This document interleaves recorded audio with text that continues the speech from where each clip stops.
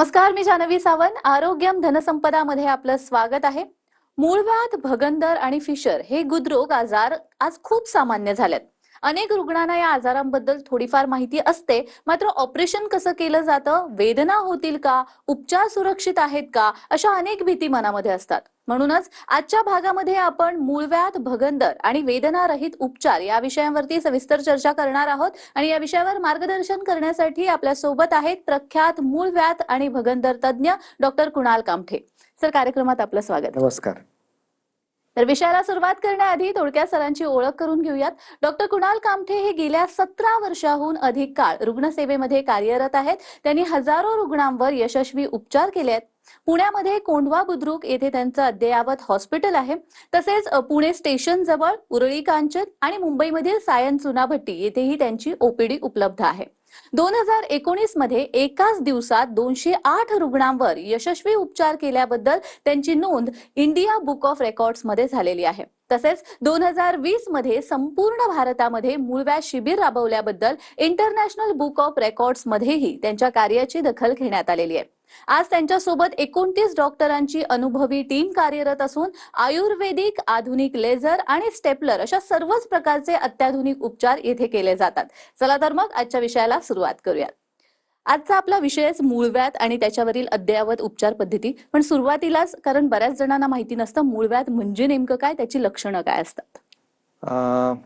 कुठल्याही रुग्णाला किंवा व्यक्तीला गुद ठिकाणी जर काही त्रास झाला तर त्याला असं वाटतं की मला मूळव्याध झाला. वास्तविक पाहता मूळव्याध हा एक गुदगत होणारा एक आजार आहे. मूळव्याधाला आपण वेगवेगळ्या भाषांमध्ये त्याला हर्रे, बवासीर किंवा पाईल्स, हेमोराइड्स अशा वेगवेगळ्या व्याख्या दिल्या जातात.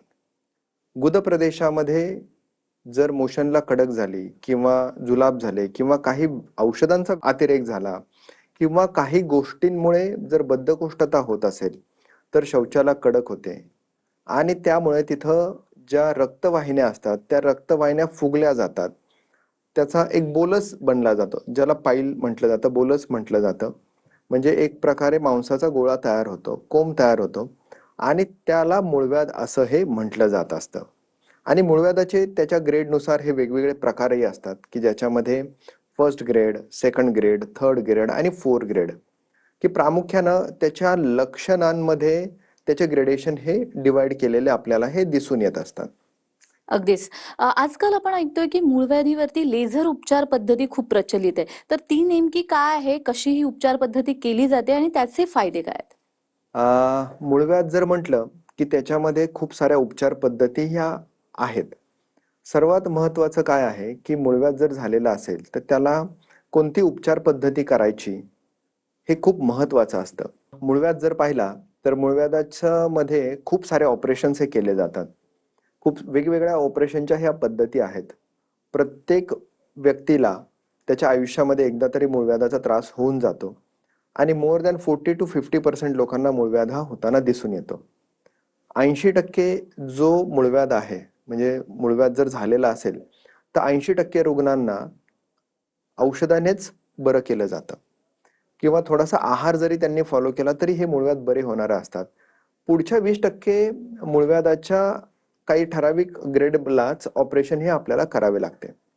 आता जर आपण पाहतोय तर लेझर सारखे अत्याधुनिक उपचार पद्धती यासाठी उपलब्ध आहेत. जर्मन असेल, पोलंड असेल, या ठिकाणी अतिशय सुंदर अशा लेझरचे निर्मिती केली जाते की आता आपण या व्हिडिओमध्ये पाहत आहोत की लेझर ही एक प्रकारचे एक मॅनमेड मशीन आहे, अत्याधुनिक मशीन आहे. हा जो पांढरा दिसतोय आपल्याला, that is called as laser fibre. म्हणजे या लेझर फायबर मधनं एक प्रकारची एक एनर्जी डिलिव्हर केली जाते की जी पाईल मास मध्ये सोडली जाते. ती ठराविक ग्रेड टेम्परेचरनी वॅट आणि जूल याचं कॅल्क्युलेशन करून दिली जाते. यामुळे पाईल मास जे आहे, म्हणजे मूळव्याधीचा जो कोंब आहे, तो कम्प्लिटली श्रिंक होऊन जातो, कोॲग्युलेट होऊन जातो.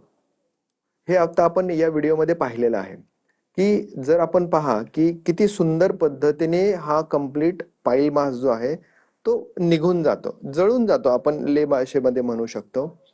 या उपचार पद्धतीला हार्डली 20 ते 25 मिनिटं कालावधी हा लागतो. आणि सर्वात महत्वाचे म्हटलं तर ही डे केअर सुद्धा प्रोसिजर होऊ शकते. म्हणजे पेशंटच्या मनामध्ये ऑपरेशन म्हटलं की एक थरकाप असतो, भीती असते की हॉस्पिटलमध्ये ऍडमिट राहावं लागेल, बाकीच्या गोष्टी अनेक असतात. तर या लेझर उपचार पद्धतीमध्ये कुठल्याही प्रकारच्या ऍडमिशनची ही गरज पडत नाही.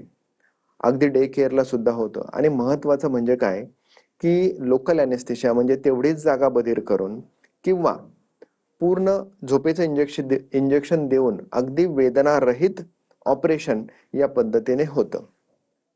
लेझर उपचारांचे फायदे जर आपण अजून पाहिले तर यामध्ये अतिशय मिनिमल रक्तस्राव असतो.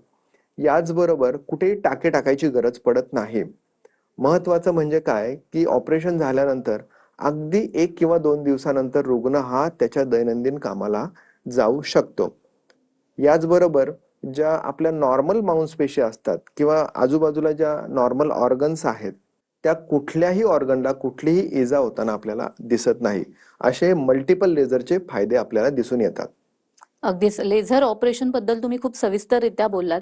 लेझर ऑपरेशन सारखीच इंजेक्शन थेरपी बद्दल सुद्धा खूप बोललं जातं. ते नेमकं काय आहे, कशा पद्धतीने केलं जातं आणि मुळात कोणत्या स्टेजला, कारण तुम्ही म्हणालात जसं की काही स्टेज अशा आहेत की जिथेच ऑपरेशनची गरज असेल, तर बरोबर. कोणत्या स्टेजला करावं लागतं? बरोबर. इंजेक्शन थेरपी ज्याला मेडिकल भाषेमध्ये स्क्लेरोथेरपी असं म्हटलं जातं.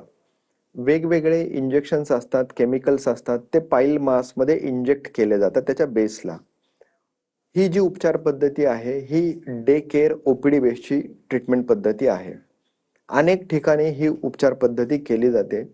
ही उपचार पद्धती मूळव्याधामध्ये केली जाते आणि मूळव्याधाच्या फर्स्ट किंवा सेकंड ग्रेड हे जे इंटरनल हेमोरॉइड असतात, म्हणजे पहिल्या अवस्थेतला आणि दुसऱ्या अवस्थेतला मूळव्याध, यासाठी केली जाते. सर्वात स्वस्त, सेफ आणि लवकर होणारी उपचार पद्धती म्हणजे स्क्लेरोथेरपी होय. या व्हिडिओमध्ये आपण बघू शकतो की अगदी स्क्लेरोथेरपी करण्यासाठी किंवा इंजेक्शन थेरपी करण्यासाठी लोकल अॅनेस्थेशिया दिला जातो. म्हणजे त्याच ठिकाणी अॅनेस्थेशिया जागा बधीर केली जाते, म्हणजे भूल दिली जाते. आणि जे स्क्लेरोजिंग एजंट असतात ते पाईल मासच्या मुळाशी हे दिले जातात. हार्डली 1 ते 3 दिवसामध्ये पाईल मास हे कम्प्लिटली डिसअपिअर होऊन जाताना आपल्याला दिसतात.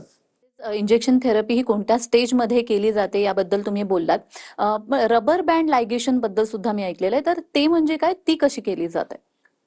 रबर बँड लायगेशन हे सुद्धा एक प्रकारचे ऑपरेशनच आहे पाईल्समध्ये, म्हणजे मूळव्याधामध्ये केलं जाणारं.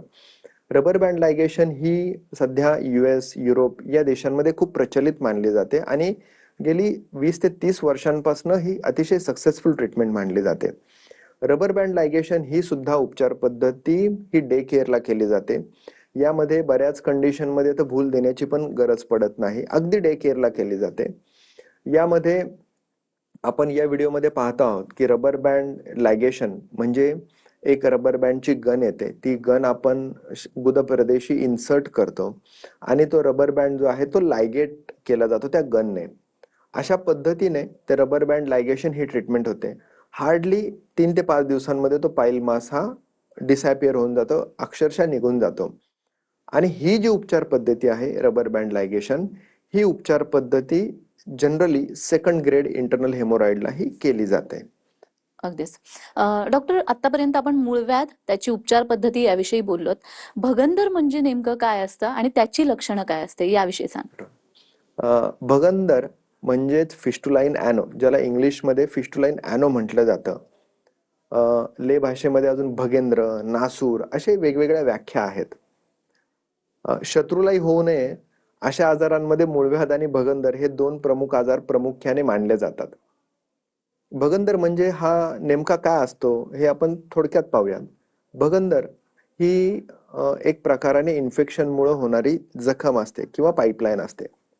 गुदप्रदेशाहून त्याच्या आजूबाजूला एखादी पुळी तयार होते. ती पुळी फुटते. त्या पुळीतनं रक्त, चिकट स्राव किंवा पाणी सारखं येतं आणि तो डायरेक्टली कनेक्टेड असतो गुदप्रदेशी म्हणजे ॲनल कॅनल किंवा रेक्टमशी. त्याला भगंदर म्हटलं जातं. भगंदरचे वेगवेगळे प्रकार असतात आणि इन्फेक्शनमुळे होणारी ही पाईपलाईन अशी स्ट्रक्चर्ड तयार होऊन जाते. रुग्णाला वाटतं की तिथं बेंड आलंय किंवा करट झालंय किंवा छोटासा ॲप्सिस झालाय.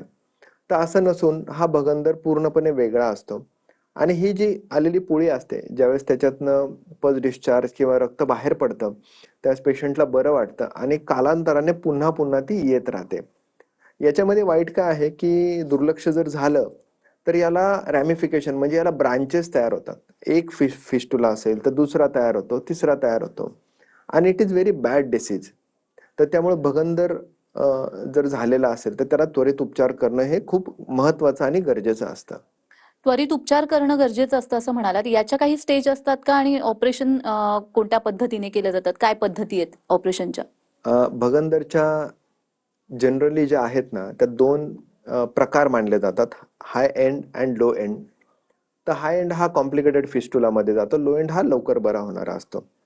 त्याचप्रमाणे त्याच्या लेंथनुसार आणि त्याच्या स्पेसनुसार म्हणजे त्याच्या आकारानुसार तो इंटरस्पेंट्रिक फिस्टुला, सबक्यूट फिस्टुला, ट्रान्सपेंट्रिक फिस्टुला, सुप्रालेवेटर असे वेगवेगळे प्रकार मानले जातात. भगंदर हा कधीही औषधाने बरा होत नाही. हे एक खूप महत्वाचं विधान मी सांगतो की लोक खूप प्रयत्न करतात परंतु बगर नेवर क्युअर बाय मेडिसिन्स. भगंदरला आपल्याला तो इन्फेक्शनचा ट्रॅक्ट हा काढावाच लागतो. आता तो कोणत्या पद्धतीने काढायचा, त्याला ऑपरेशन काय करायचं हे खूप महत्वाचं असतं. त्याला सध्या दोन उपचार पद्धती या खूप प्रचलित आहेत. एक तर लेझर उपचार. लेझर उपचारांमध्ये भगंदरचं जे आतलं तोंड आहे म्हणजे संडासच्या ठिकाणच्या ओपनिंग जे आहे, आतलं ओपनिंग ॲनल कॅनल किंवा रेक्टम मधलं, हे पहिलं क्लोज केलं जातं आणि लेझर फायबरच्या सहाय्याने त्याला ॲबिलिएट केलं जातं म्हणजे आतून जाळलं जातं.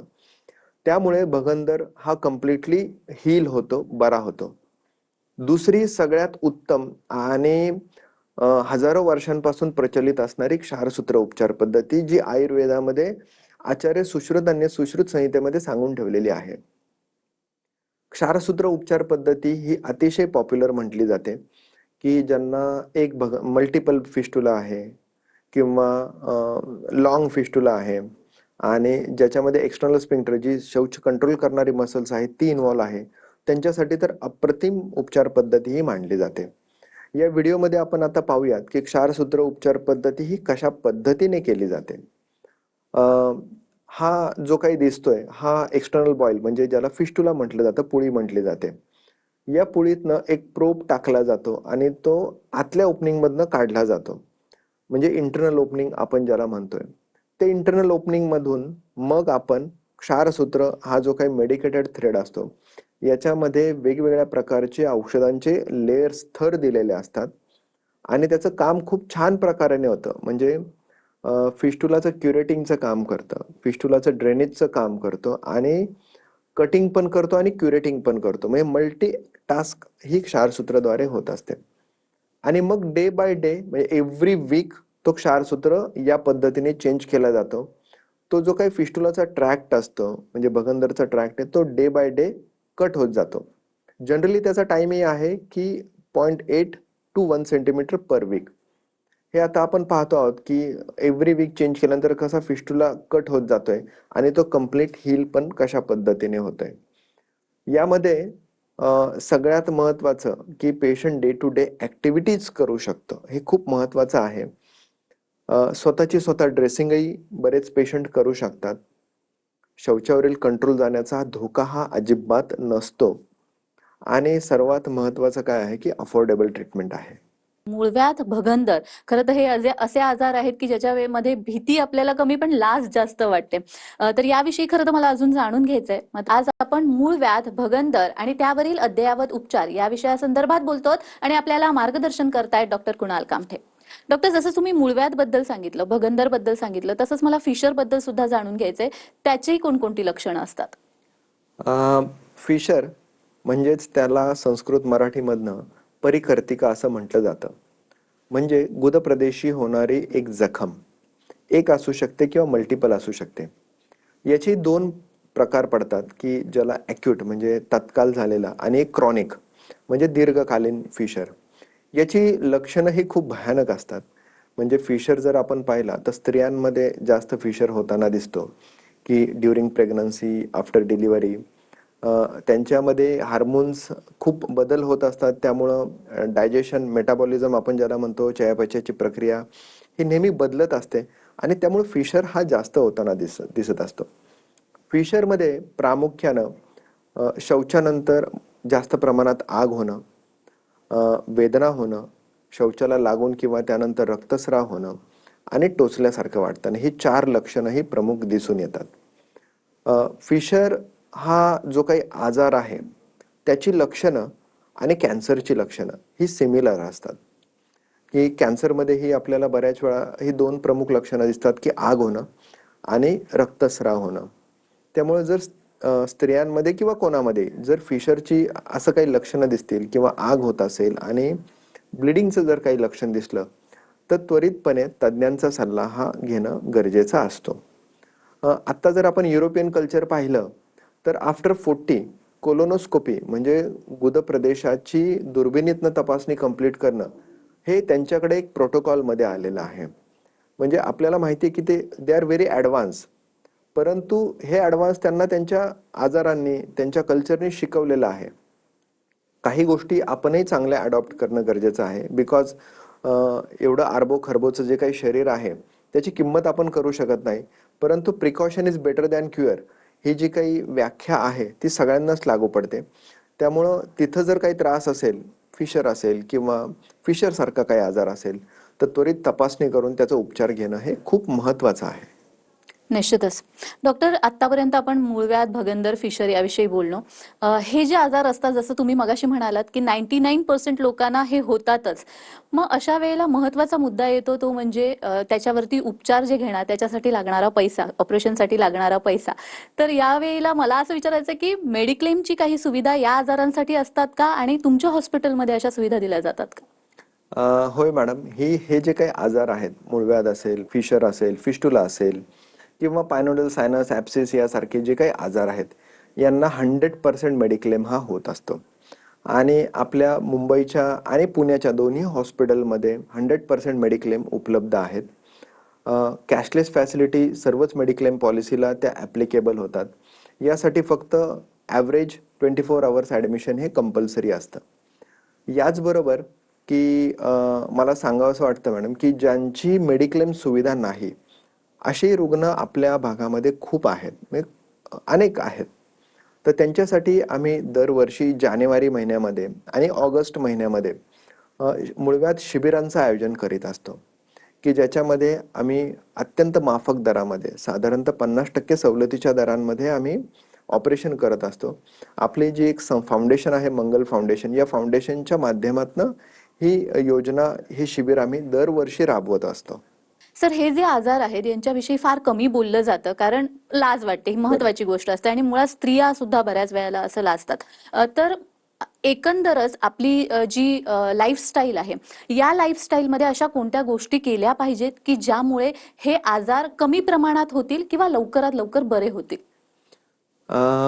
खूप छान प्रश्न आहे हा. म्हणजे याला आपण आजीबाईचा बटवा म्हणू शकतो, तसं जान्हवीताईंचा बटवा म्हणू शकतो. की काय मूळव्याध हा जो काही आजार आहे किंवा गुदगत होणारे जे काही आजार आहेत याची पहिली कारणं समजून घेणं हे खूप महत्त्वाचं आहे. की याची जर कारणं जर आपण पाहिलं तर ही सगळी लाईफस्टाईलशी रिलेटेड येतात.